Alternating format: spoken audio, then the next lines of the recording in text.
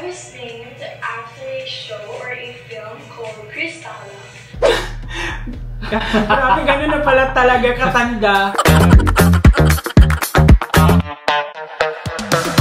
Hi guys! And welcome back to our channel. My name is Junaid. I'm Nally! Ayan, so for today's vlog, magkakaroon ulit tayo ng, hindi naman siya as in reaction lang, para papanoorin natin. And then, we are going to, ganun na rin, reaction din pa.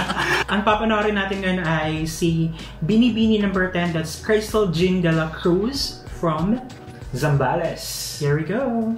Hi, I'm Crystal Jean de la Cruz, your BB10 from the province of Zambales. Mga gandara, no? Yung nasa Binibini. Parang yung talaga ganyan, Diyosa, mga ganyan. Is kind. Ano Kind. Binibini is kind, very simple. Like, you know, hindi kasi, yung music din kasi talaga biglang humihina yung ano nila, boses nila. Pero being kind, napaka-simple yet authentic na parang, siguro yun yung concept niya, yung Binibini, yung parang miss na, as a Filipina. Miss na Filipina. But being kind is being underrated kasi.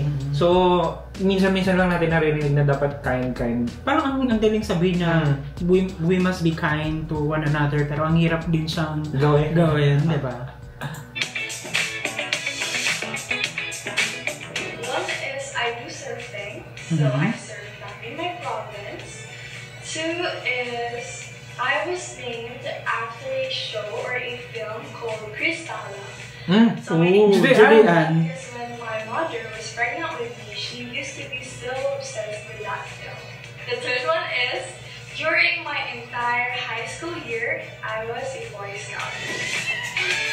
Grabe, gano'n na pala Grabe, gano'n na pala talaga katanda si Judy Ann, tsaka tayo ba? Kasi kung Kristalla na Judy Ann yung inaano sa kanya or pinangalan sa kanya, huwag na natin pag-usapan what's her advocacy?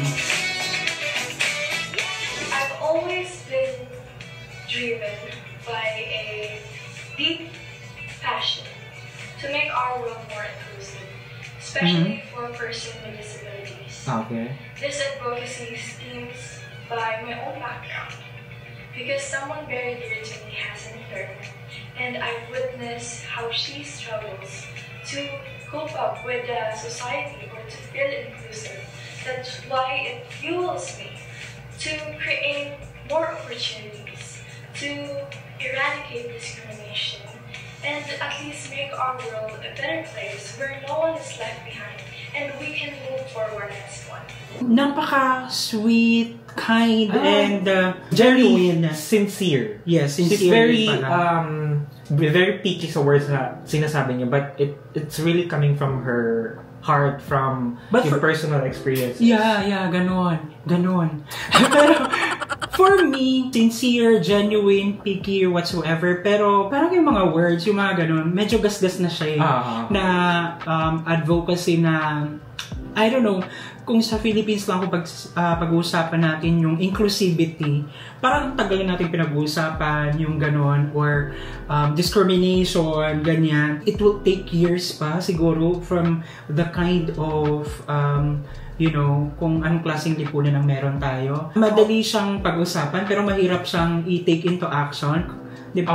For me lang naman. Mahirap dito, may mga siguro mga efforts outside the Philippines, like yung kunwari yung mga may autism na nag-work sa cafeteria o sa restaurants.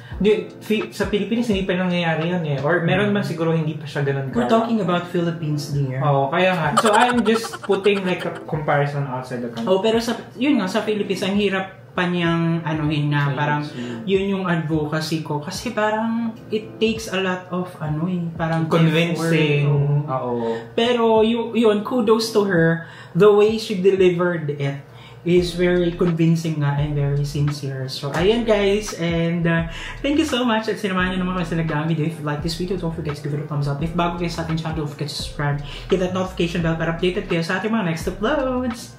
Hi guys, thank you so much for watching our videos. We have a lot of videos done and we have a lot of videos coming, so keep watching us. See you in the next video. Bye!